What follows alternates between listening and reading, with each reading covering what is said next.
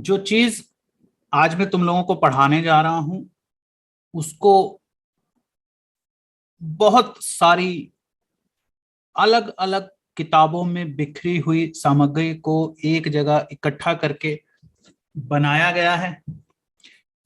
ठीक है, तो नाटक शुरू करते हैं। उसको नाटक ही कहेंगे क्योंकि वो नाटक ही है। उसमें एक मेन कैरेक्टर है जिसका नाम है विट। ओके, जिसका नाम है विट। विट कौन है? हमारा जो विट है उसका असली नाम है देवीलक। क्या है? देवीलक। विट कौन है? विट लोग कौन होते थे?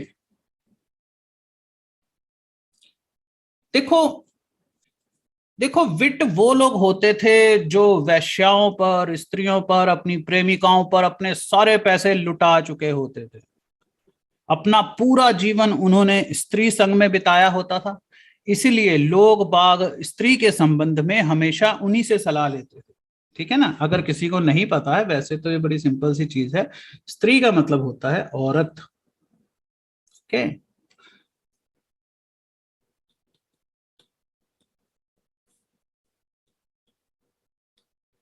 ऐसे लोग जो अपनी जिंदगी का ज्यादातर हिस्सा अ, महिलाओं के साथ बिता दिया, मस्ती कर ली, सेक्स कर लिया, मौज कर ली, घूम लिया, फिर लिया।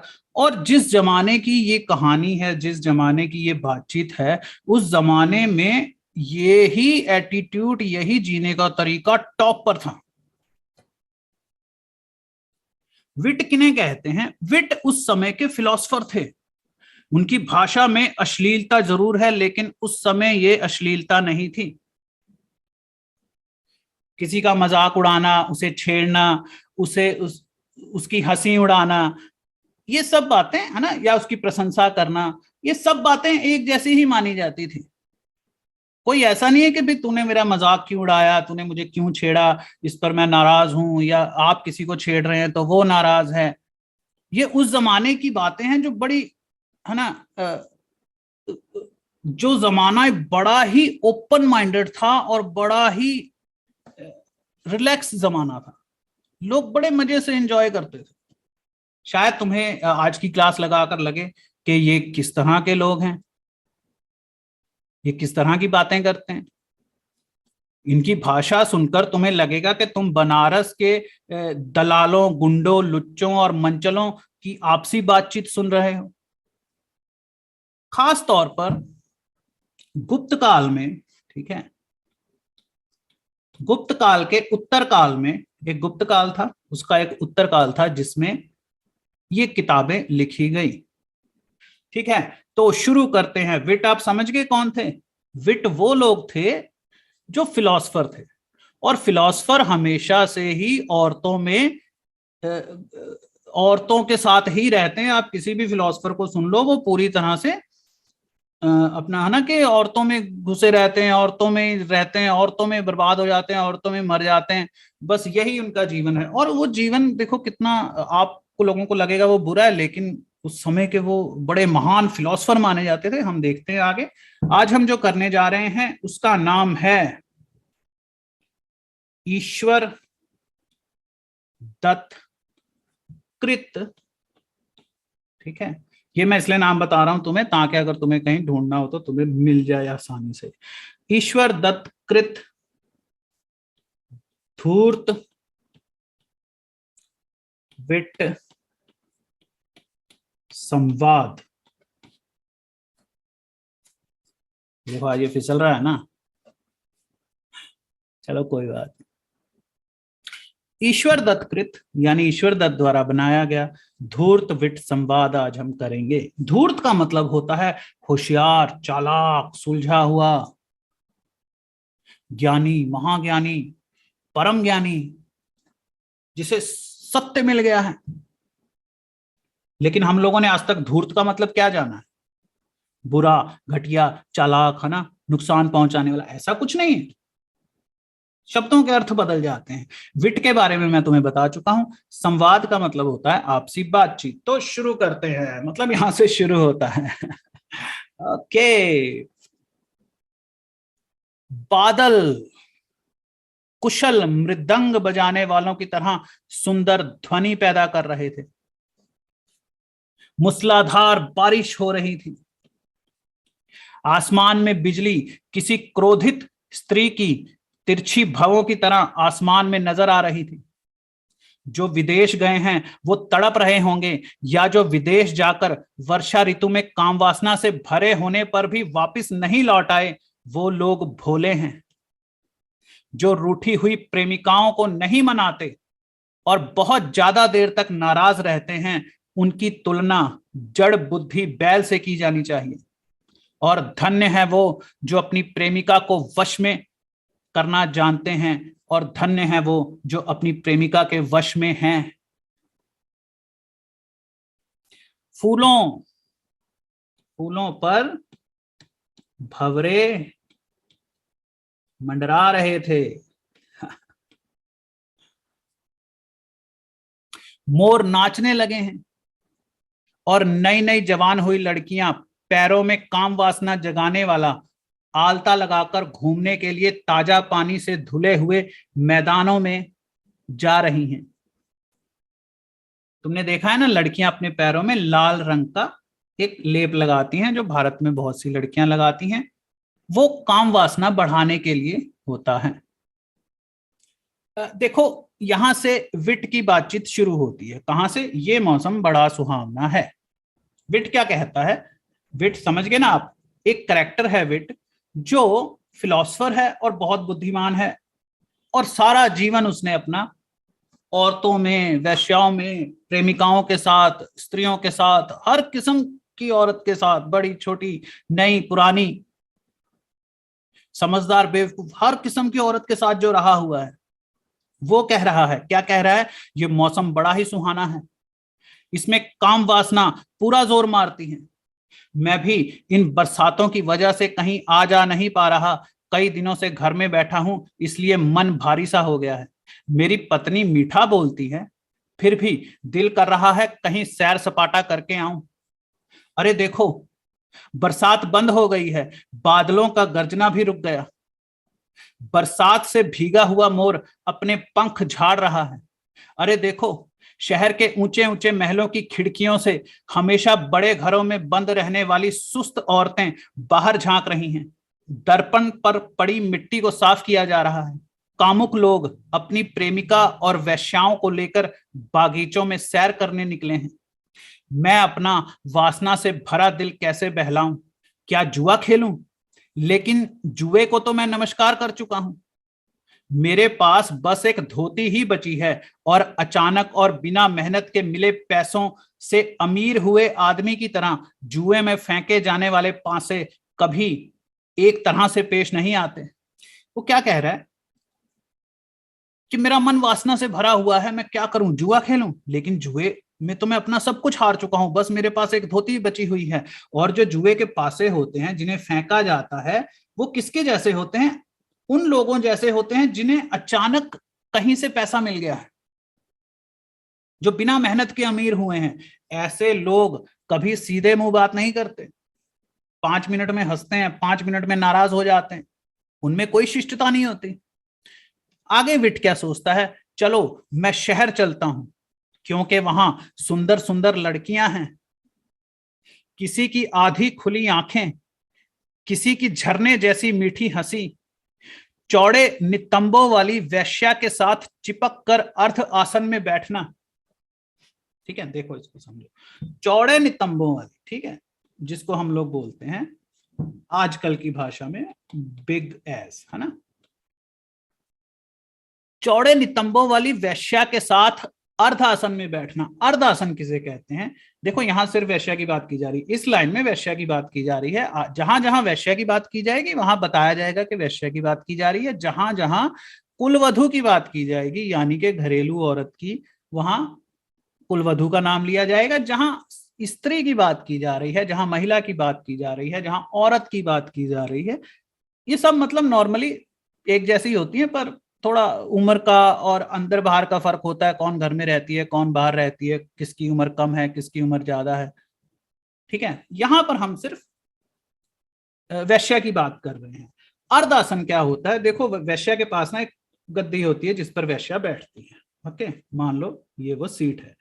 अर्धासन किसे कहते हैं? ये यहां पर ना वैश्या का प्रेमी बैठता है और यहां पर वैश्या बैठती है। एक टांग उसकी यहां होती है ऐसे, ओके, एक घुटना यहां होता है ऐसे, और ये वैश्या बैठी होती है।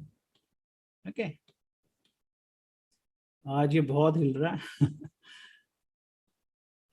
ओके, अब वो क्या कहता है? जब अर्धासन में बैठी वैश्या का गुदगुदाता हुआ शरीर हमें टच करता है तो बड़ा मजा आता है। अर्धासन का मतलब समझ गए? अर्धासन उस जगह को बोलते हैं जहां पर वैश्या का प्रेमी बैठता है। चलो, मैं शहर चलता हूं क्योंकि वहां सुंदर सुंदर लड़कियां हैं। किसी की आधी खुली आंखें, किसी की झरने जैसी मीठी हंसी, चौड़े नितंबों वाली वेश्या के साथ चिपक कर अर्ध आसन में बैठना, उसकी मीठी मीठी बातों का मजा एक समझदार आदमी बिना उसके प्रेम में फंसे भी प्राप्त कर लेता है। वो घर से बाहर निकलता है, लेकिन उसे कोई बहाना चाहिए, है ना? देखो, विट क्या करता है? अब विट का दिल कर रहा है, क्या हुआ कि बहुत बरसात हो रही थी, अचानक बरसात बंद हो गई है, सब लोग घर से बाहर निकल रहे हैं, मैदान धुल गए हैं। अब विट का दिल भी कर रहा है कि यार मैं भी बाहर घूमने जाऊं। उसके मन में आया क्यों ना शहर जाया जाए, और शहर जाने के लिए विट घर से बाहर निकलता है, लेकिन उसे कोई बहाना चाहिए जिससे वो ज्यादा देर तक घर से बाहर रह सके और शहर की लड़कियों में अपना पूरा मन लगा सके।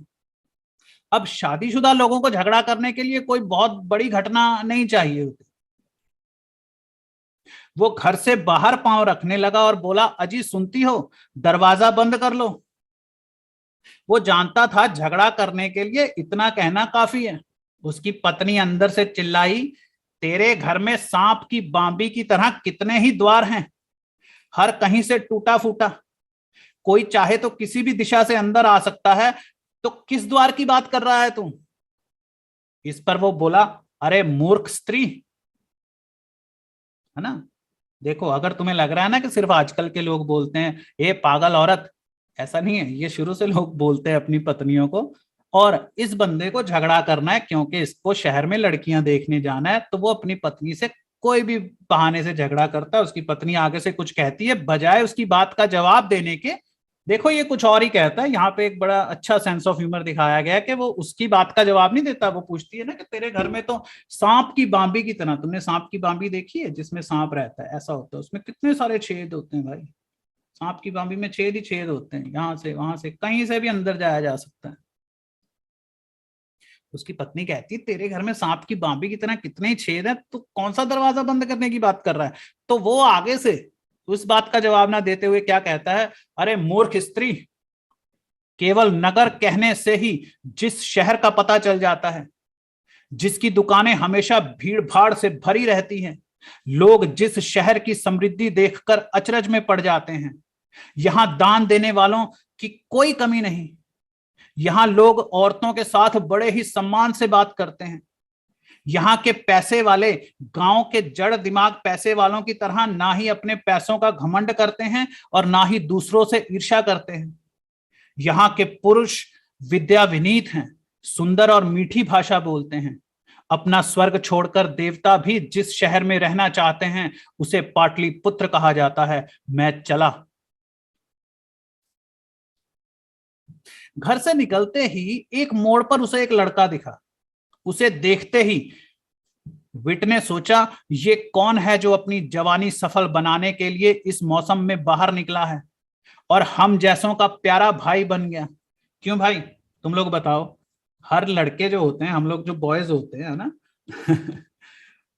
जो भी बंदा अपनी गर्लफ्रेंड को मिलके आ रहा है या सेक्स करके आ रहा है, हम लोग बोलते हैं ना हमारा भाई है। तो वो भी आगे से कहता है कि जो अपनी जवानी सफल बनाने के लिए इस मौसम में बाहर निकला है और हम जैसों का प्यारा भाई बन गया। देखने में लगता है ये कोई अपने पिता से बचता हुआ अपनी प्रेमिका के सुंदर शरीर को भोगकर अपने शरीर को सुंदर बनाए जल्दी जल्दी कहीं जा रहा है। अवश्य इसे रोककर इससे बातचीत करनी चाहिए। वो क्या कहता है? विट कहता है, अरे युवक, तू ऐसे ही अपनी जवानी का खूब मजा ले। तू जरूर माधव सेना के घर से आ रहा है। लड़का कहता है, आपने कैसे जाना? विट कहता है, मुझे तो यह भी पता है कि तू माधव सेना की काम अग्नि को ठंडा नहीं कर पाया, उसे मछली की तरह तड़पता हुआ छोड़कर तू कहां जा रहा है? लड़का थोड़ा घबरा जाता है और पूछता है, आपको यह सब कुछ कैसे पता चला? विट कहता है, इसमें कोई बड़ी बात नहीं। तेरे हाथों पर काजल लगा हुआ है, जो तूने अपनी प्रेमिका के आंसू पोंछते समय अपने हाथों में लगवा लिया। तू उसके पैरों में गिरकर माफी मांग रहा था, इसीलिए तेरे माथे पर मिट्टी लगी हुई है। माधव सेना जिस डिजाइन का आलता पैरों में लगाती है, वो तेरे गाल पर छपा हुआ है। मतलब तू उसके पैरों पर अपना मुंह रगड़ कर आया है। तेरे हाथ में उपहार है जो उसने लेने से इनकार कर दिया। तू हवा के थपेड़ों से डगमगाते हुए जहाज की तरह बड़ी ही मुश्किल से चल रहा है। लड़के ने हाथ जोड़े और बोला, मुझे जाने दीजिए, मेरे पिताजी राह देख रहे होंगे। विट बोला, अरे मूर्ख, तू अपने पिता से मिलेगा, वो भी इस हालत में? वो तुझ पर टूट पड़ेंगे, तुझे जान से मार देंगे या खुद अपनी जान दे देंगे। पिता जवानी का सिरदर्द होता है। पिता वाले को प्रेमिका क्या, जुए की झलक देखने को भी नहीं मिलती। तो क्या कह रहा है कि जिसका पिता होता है, यानी जो बाप वाले होते हैं ना, वो बड़े बदकिस्मत होते हैं। पिता जवानी का सिरदर्द है। पिता वाले को प्रेमिका के पास बैठना तो बड़ी दूर की बात है, जुए की झलक तक नहीं मिलती।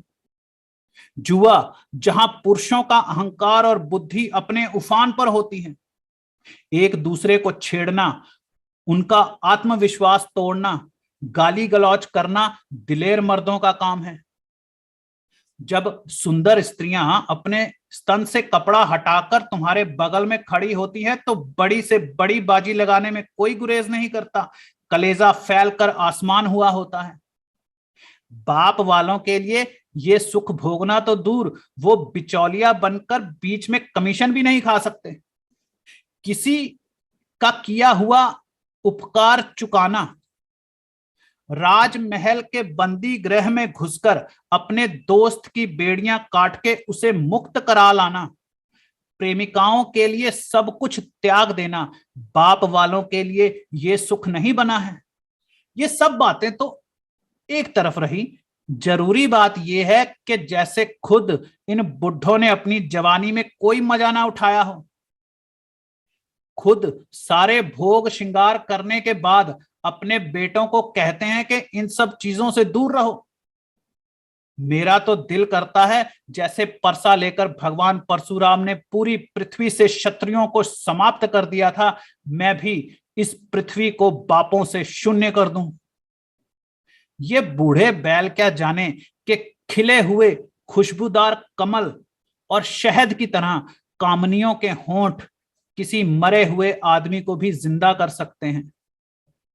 खुली हुई टांगें, मोटी और बड़ी जांघें, विश्वास से भरा हुआ चुंबन, आहें भरते हुए हिलते हुए स्तन, वो उसका बीच बीच में तिरछी निगाहों से देखना, जब वो अपमान करती है, तिरस्कार करती है, समय समय पर क्रोधित होती है, और मन भर जाने के बाद जब वो पुरुषों को मनचाहा प्यार करने देती है, जो ऐसे सुख को भूल गए हैं, ऐसे बूढ़े मस्तकों को धड़ से अलग कर देना किसी मुरझाए हुए फूल को काट देने के बराबर है, जो उस पौधे को बढ़ने से रोक रहा है। लड़का तो घबरा गया, बोला, आप कैसी बातें कर रहे हैं? मैं अपने पिताजी से बड़ा प्रेम करता हूं और वो जल्दी ही मेरा विवाह करने के लिए राजी हो गए हैं, और इसी बात की माफी मांगकर मैं अपनी प्रेमिका से बिछड़ कर आ रहा हूं। फिर भी आप जैसे देवता के दर्शन हुए, अहो भाग्य। विट मुस्कुराता हुआ उसे आशीर्वाद देता है और आगे बढ़ता है। अब विट दोबारा मन में सोचता है, ठीक है, आगे बढ़ता है और दोबारा मन में सोचता है। क्या सोचता है? अरे ये कुसुमपुर की गलियां, कुसुमपुर पाटलिपुत्र का ही पुराना नाम है, पाटलिपुत्र नया नाम था, कुसुमपुर उसको बहुत पहले कहते थे। देखो मैं आपको कुछ चीजें यहां पर क्लियर कर देता हूं। ये है कुसुमपुर, कुसुमपुर का दूसरा नाम, जब वो है ना मॉडर्न जमाना आ गया, तो वो था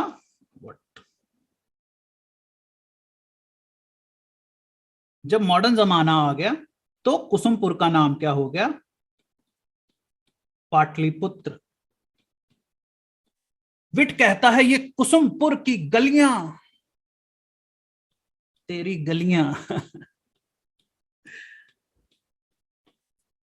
किसी साधारण व्यक्ति के लिए इन्हें पार करना तूफान से भरे सागर को पार करने के बराबर है। लेकिन यहां मेरा बड़ा सम्मान है। जो भी मुझे देख लेता है, मुझसे बातचीत किए बिना मुझे जाने नहीं देता। लेकिन मेरे प्रार्थना करने पर सब लोग मेरे लिए हंसी खुशी रास्ता छोड़ देते हैं। यहां आदमियों की दुनियादारी देखकर हम समझ सकते हैं कि इस नगर को दुनिया का सर्वश्रेष्ठ नगर क्यों कहा जाता है। विट की बुद्धि की तरह इस शहर की गलियां, मैं इनमें चलूं। विट याद करता है, मैंने जवानी में शराब पीकर इन गलियों में मारामारी की। यहां की लड़कियों को उठाकर ले गया, भगाकर ले गया, फिर होश में आने पर आगे वहां उन लड़कियों को छोड़कर भागा। उसे अपनी जवानी के दिन याद आते हैं। मैं कितना बदमाश हुआ करता था, कितना गुंडा हुआ करता था। वैश्याओं को जबरदस्ती उठाकर ले जाता था, लड़कियों को झूठ बोल के भगाकर ले जाता था। वो वापिस आता है उन गलियों में, सांस लेता है, उसे बड़ा अच्छा लगता है। कहता है, आधी खुली हुई आंखों वाली, लहराते बालों वाली सुंदर कामनियों से टकराकर शहर की हवा आ रही है, जो इन गलियों को और सुंदर और मधुर बना रही है। शहर की गलियां।